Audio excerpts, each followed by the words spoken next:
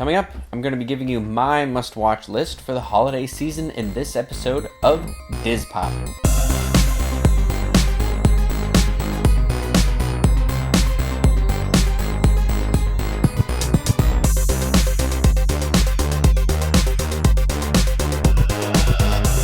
Diz Pop is brought to you by Dreams Unlimited Travel, experts at helping you plan the perfect vacation. Visit them on the web at dreamsunlimitedtravel.com.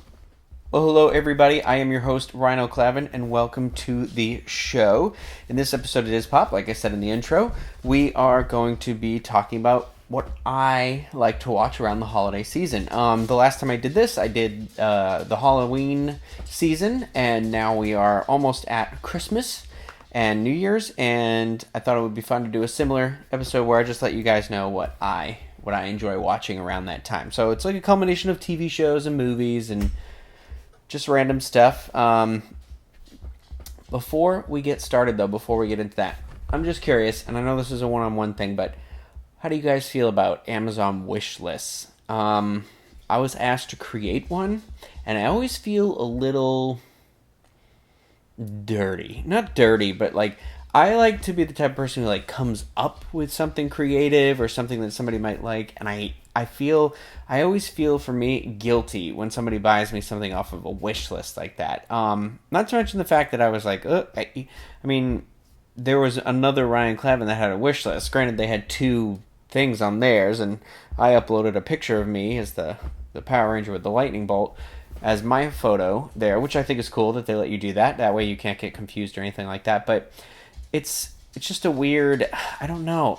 For me, I just like add stuff to it more as like, oh, I saw that, I thought it was cool. Oh, I saw that, I thought it was cool. Maybe I'll keep it in this list, and then when it goes on sale, I can buy it later. But I don't know. I feel guilty because then when I get stuff off the list, I'm like, oh, I didn't need this. Why did I ask for this? You know, I don't know.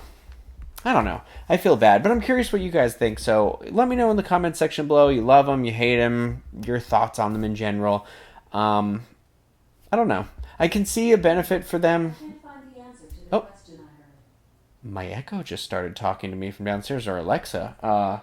That's creepy. Every now and then she starts asking stuff, and I'm like, nobody said anything. But with all that said, we're going to jump in, so leave me some comments down there. I'm curious what everybody thinks about that. So I'll start with some favorite television viewing I like to do. So around Thanksgiving, I know this doesn't do any good now because it's as you're watching this, it should be December 9th. I like to watch like all the Friends Thanksgiving episodes. Like I like a good themed thing to be watching. So I do the similar thing with TV shows around Christmas time. So one episode I really enjoy, a show I like, is How I Met Your Mother. The entire series is available on Netflix. Season 2, episode 11, How Lily Stole Christmas, I enjoy this episode quite a bit. It's one of the first episodes that comes to mind when I think about How I Met Your Mother, like Christmas stuff. And it's Lily and Marshall have just gotten back together, and Lily's found an answering machine in the apartment, and she plays an old message where Ted calls her a Grinch on the message. And it's funny because if you're familiar with How I Met Your Mother, you know that Bob Saget does the voice of older Ted, the narrator, and he says in the episode, which is a reference to A Christmas Story, only I didn't say Grinch. So the whole episode, they're swearing a lot in this episode, but it's not swears. They're just saying Grinch.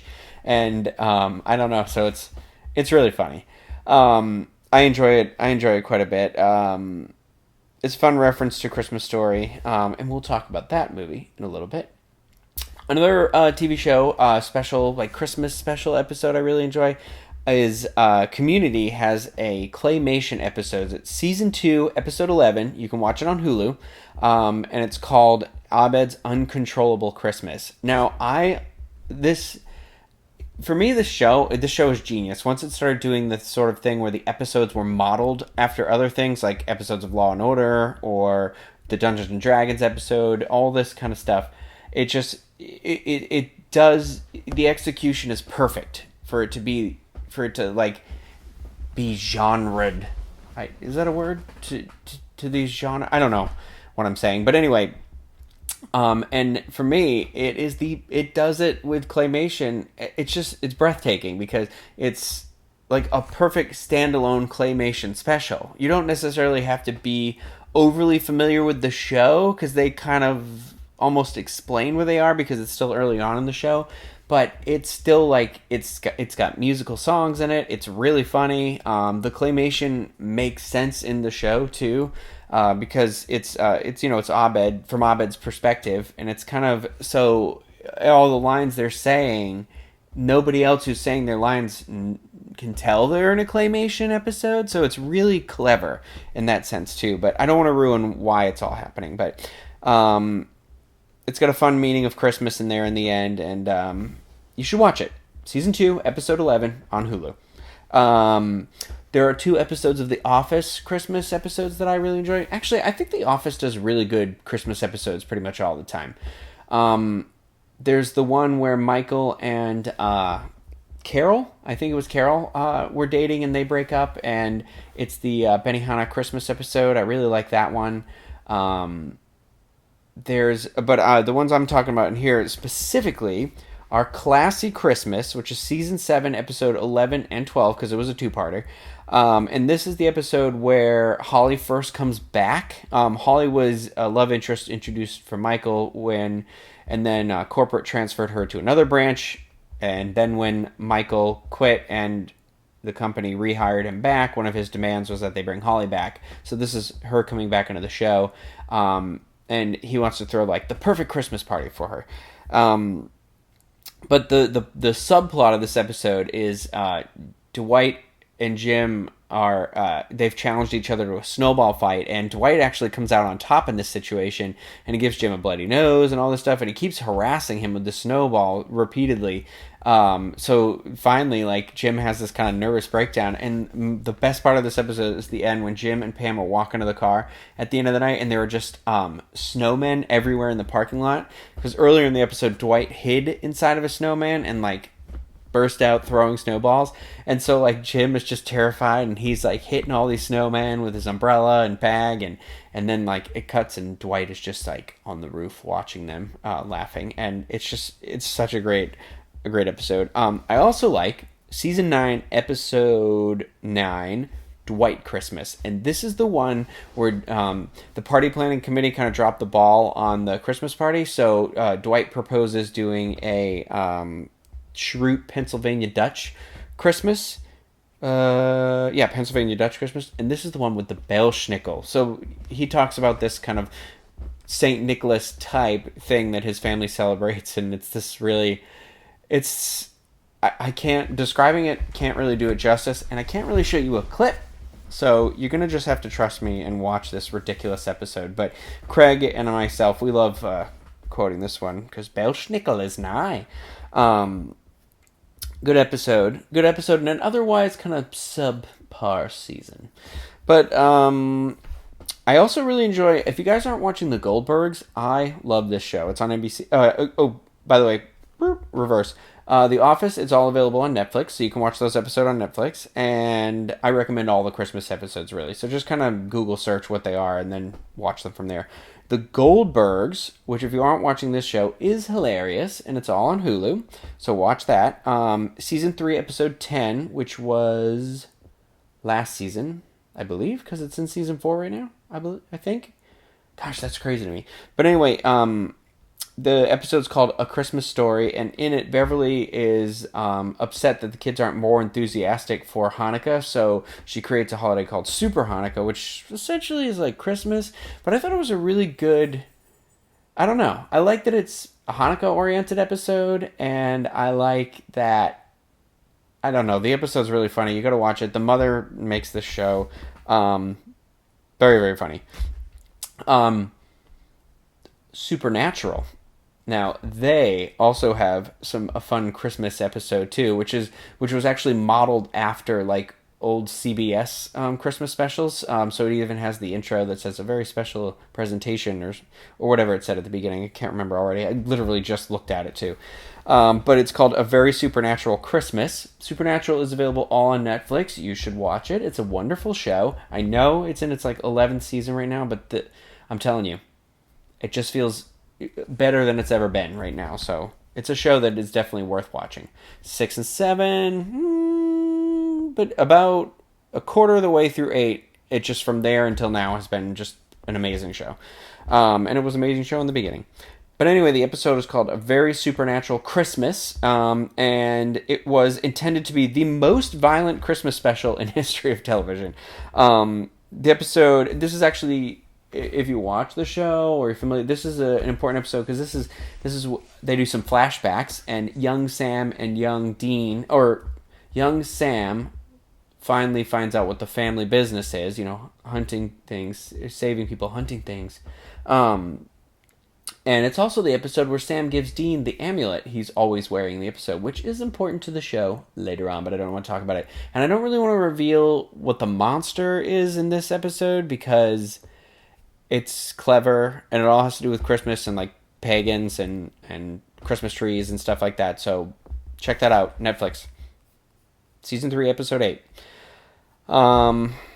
Finally, I'm going to talk about happy endings. If you don't watch this show, it's all on Hulu, and this is definitely one of the best comedy group-oriented shows since Friends. I honestly think that this is the closest thing. I know a lot of people say, like, How I Met Your Mother is similar Friends. I don't think so. I think that this show is like the new age Friends. It's very clever. It's very fast. It's very witty. It's shot very well. Like, it had a nice production value, beautiful color palette. Stuff that you normally wouldn't think or care about in a comedy, but it really, like, lends itself to the show. But the rewatch value on these episodes are incredible. And so there is an episode in season 3, and it's called No Ho Ho, and that is season 3, episode 7, and it's about the group finds out that Jane's birthday is on Christmas, and she's been lying and telling them it was in July. And then the group wants to really throw her a non-Christmas oriented birthday because she feels like Christmas always hogs the attention. She gets the dreaded Christmas combo gift, and I can feel her pain. My birthday is January 1st, and I have recently had this discussion with my mother a couple of years back, and she tried to tell me that she believes that people are more generous because it's the holiday season. And I'm like, I don't know. I'm feeling like I'm getting the gifts that people got that they were like, well, we didn't return it, so we might as well give it to somebody. I'm not complaining. You don't even have to get me anything, but I do, it's hard because it's right next to Christmas, so it's kind of like if your birthday's in July, it seems like you get a lot more is going on because there's no real gift-giving holiday surrounding that time. Eli is lucky. His birthday is in July. But I relate to this episode, and I was rewatching it while I was writing my notes for this episode, and it, honestly, if there is no other episode you watch to get you hooked on the show, watch this episode, because it is so funny. It is just every 2 seconds there's a joke, and I am basically the character of Max. So if you watch the show, think of me and Max. I'm like a cleanlier, better version of Max, but probably not as funny. But so that really kind of does it for the TV stuff. Well, I guess the first thing I'm going to talk about is a TV thing, but I consider it a movie. It's the claymation Rudolph from 1964. Doesn't that blow your mind? 1964. This movie is as old as my parents, and we still watch it and love it. And, I mean, I'm sure this is on everybody's list, but for me, the older I get, the more I enjoy it. It's just, as you grow older, you can see where TV shows or movies or stuff like that are, influenced by the time they were made in. And I feel like Rudolph starts to show that a little bit because it's got a little bit of a smidge of that 1950s housewife mentality. The women in the movie are spoken to a little ill, like a little bit, just a little bit. It's like an undertone. It's like once you point it out, you'll be like, oh yeah, maybe. Like, I don't remember the name of Rudolph's dad, and I don't remember the name of the mother, but he's sassy to her, Santa's sassy to Mrs. Claus, and all she's trying to do is get him fattened up. He's got an attitude problem. But I love the characters. Every character in this is they're all their own character. It's very well defined. I mean, who doesn't love the music too? I love We Are Santa Ourselves. I love the sound of the music. It's got that echoey 60s. It reminds me of where I grew up in Massachusetts. My grandparents used to run this amusement park thing called Edaville Railroad, and they still do, like, this big Christmas celebration with lights that it's similar to, like, it tries to be like the Osborne lights, I guess, and But they would always play those types of musical songs on the speakers, and it would always echo like that. And so like when I hear that echoey music, it just brings me back. And plus, I think they played "Holly Jolly Christmas," which is the Burl Ives is the voice of the snowman in the movie, and he sings the song. And so whenever I hear that, it reminds me of Edaville. It makes me think of my grandpa, even though my grandpa is not portly or anything like that. But the snowman reminds me of him. So I'm excited to go see them in just a couple of weeks. I'll be heading home. But there's so much about this movie I love too. I love that Hermie is a gay elf. Like, you can say he's not, but he wears a different color outfit than the other elves. He's got beautiful flowing hair. I mean, he's got fancy hair. The only hair that's ever rivaled my own is Hermie's hair. And he wants to be a dentist, but he also talks like this. He's got a sass and everything he says. I don't want to do that. No. And I love it. I love it. I love everything about it. He's just, I just love the sass. I love the elf that's in charge too, who's just always like, whoa, like he's got to deal with everything. I don't know, it's funny, but I love that it's also not like him being a dentist is a big deal because it's outside of normal, but they're all accepting of it later. I don't know, it's a little progressive. I like the little story in there. Yukon Cornelius is probably my favorite character though, and I'll tell you right now, my favorite line in this movie is they're on like the first of all, I love when he throws the axe and he goes and like licks it really quick. But they're on the block of ice and they're floating in, and he's yelling like, "This fog is as thick as peanut butter." And sassy little Hermie goes, "I think you mean pea soup." And Yukon just yells like, "You eat what you like and I'll eat what I like." And I don't know, it makes me laugh every time. But another favorite of mine is The Grinch, the live action movie. I love the animated one too, don't get me wrong, but I am a big fan of the Jim Carrey one. There's so much little humor in there. I mean, I love Jim Carrey. Come on. And there's just so many little jokes, and I've watched it with so many people in my life that I have so many memories now attached to it that I enjoy it. Honestly, I could watch that movie any time of year. I try to watch in July to think coldly, but I love it. There's a lot of mature humor in there, and I just think I don't know. It's a good one. I don't know how to describe. I'm sorry if you haven't seen it. I'm sure it's going to be on the 25 Days of Christmas. I'm like 100% positive 25 Days of Christmas, but on an ABC Family, or excuse me, Freeform. But also you can meet the Grinch at Universal Studios Orlando right now as well, and it's just, he's such a funny character, so good. Big fan of that one. I'm also a big fan of The Santa Clause, starring Tim Allen. My mom, I don't know what she was doing that she went and saw this movie without her children when it had come out, but she liked it so much she took us to see it, and my mom loves it. So it really makes me, when my mom gets hooked on like a funny movie that she really likes, she'll still like laugh about it, and whenever you talk about it still, and she'll I don't know. It brings back good memories, and I mean, plus it's a good movie. Except for that jerk elf Bernard who went on to stab Lucy on ER, who was my favorite character on ER. So it took me many a year to get over that jerk.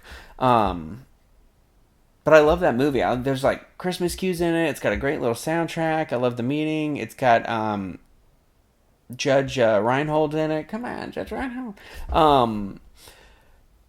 I don't know. Oh man, I want to watch that movie right now too. I have to pace myself with that movie. I didn't see the second or third one until, I just held up four fingers, the second or third one until recently too. It was like 5 or 6 years ago.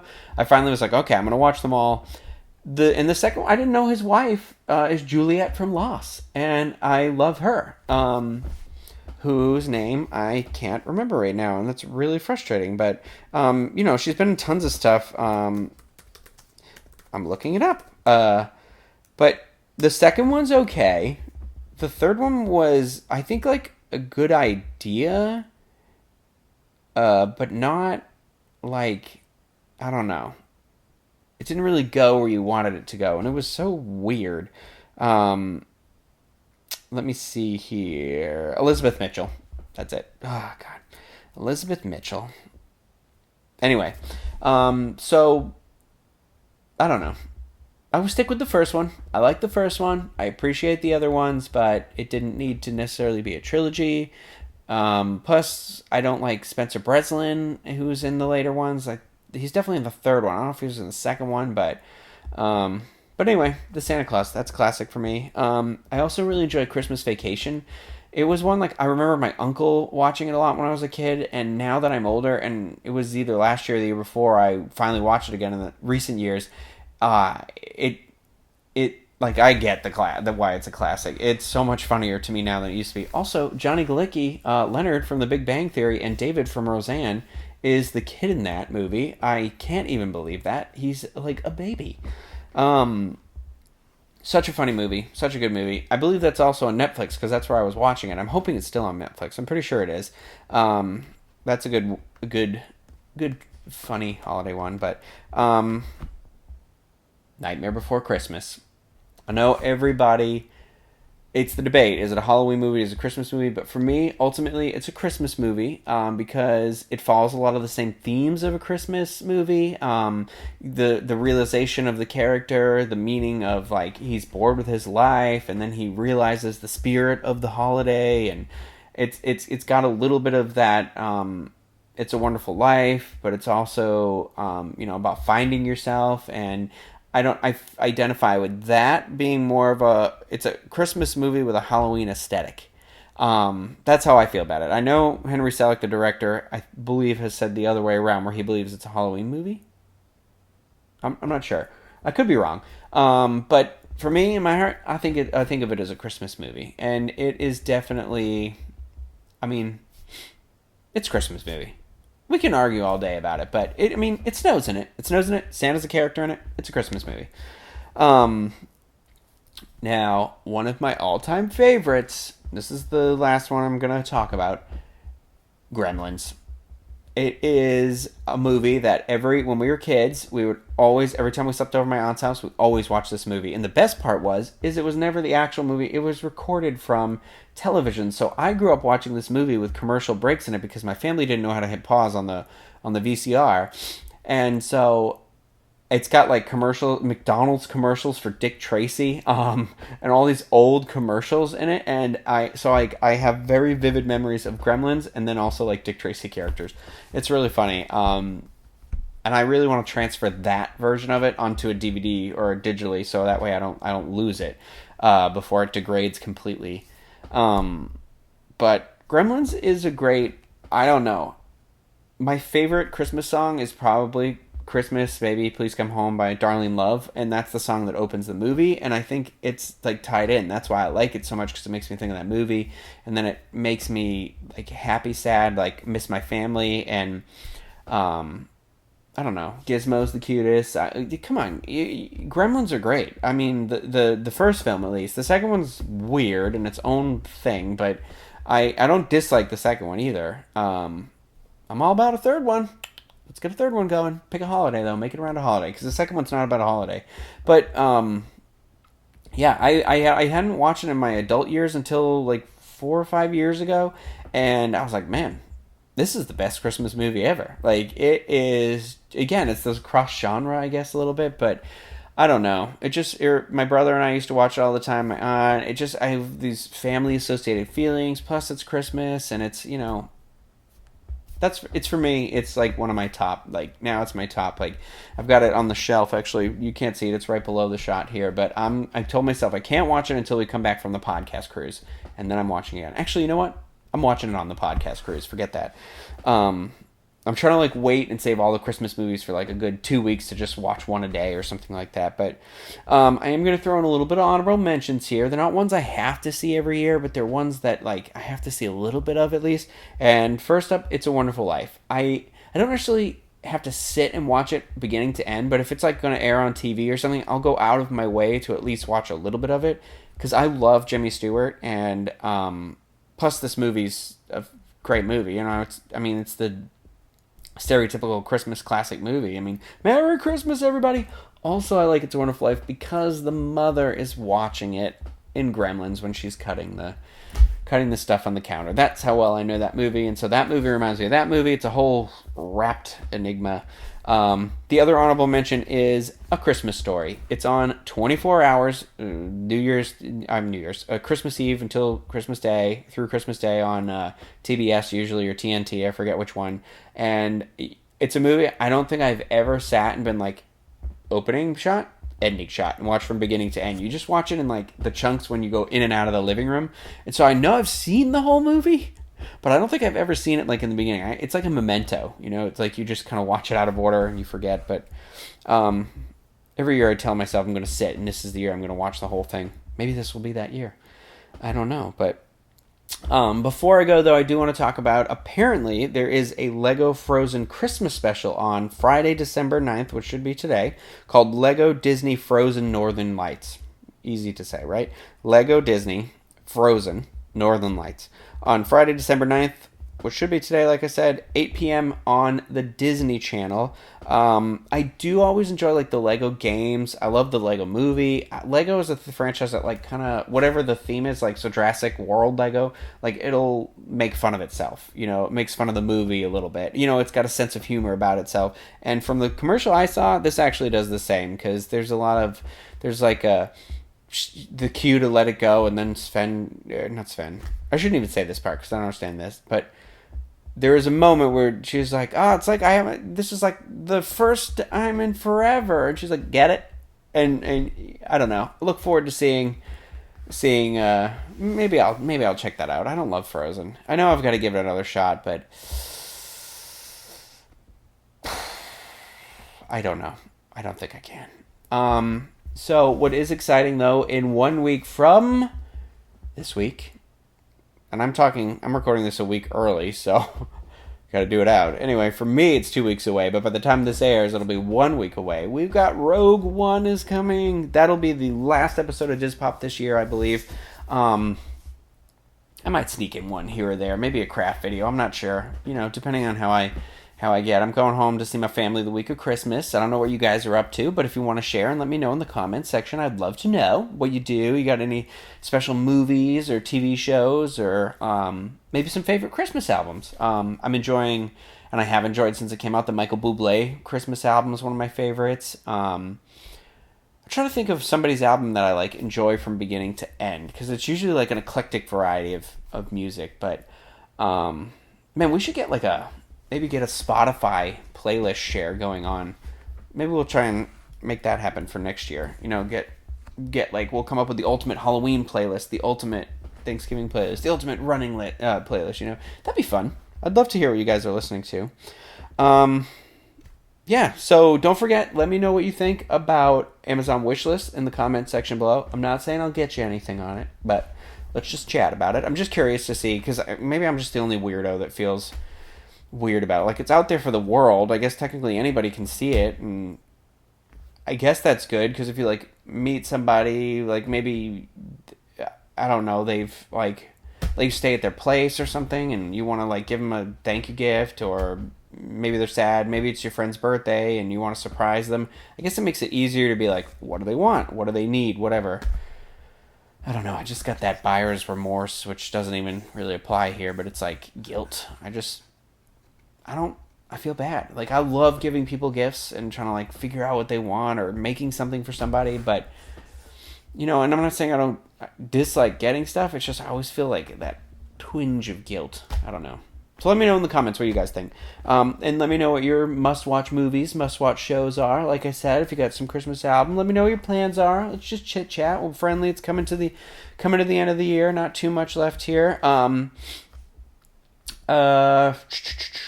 think that's it. I mean, I can plug the other stuff. There will be vlogs and stuff like that you'll be able to see on the YouTube channel, youtube.com/DizUnplugged. We've got a lot of holiday content going up on both channels, so make sure you check out youtube.com/WDW info as well, because that's some more Christmas overview stuff of Disney World and things. And then if you're a Patreon subscriber, if this is the only Diz Unplugged podcast you listen to, Patreon is sort of a site for people like us, people who create podcasts or art or kind of stuff, and it's just for you to support them by giving $1, $3, $10, whatever. It's these tiers that you can support. You can give whatever you want. You give as much as you want, depending on how much you give. There's like perks you can get, which some of the stuff is like exclusive vlogs, early release vlogs.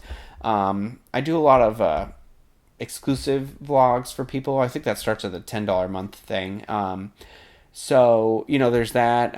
We have a Diz merchandise. It's the holidays coming up. If you haven't seen it, there was a Diz merchandise video I did with Oliver, and we talked about we reviewed some shirts and mugs and other sort of stuff we got from our store on tpublic.com/user/thediz. And there's fun designs on there. You can get your very own Diz Pop shirt, which I am not wearing right now, but I wore in the last episode of Diz Pop. I don't know what else I'm supposed to say. I'm sorry. So I'm going to go to bed. I'm not done packing for the podcast cruise that I'm about to leave on. Yeah, so it's going to be a late night and an early morning because my puppies are going to stay at somebody's house, and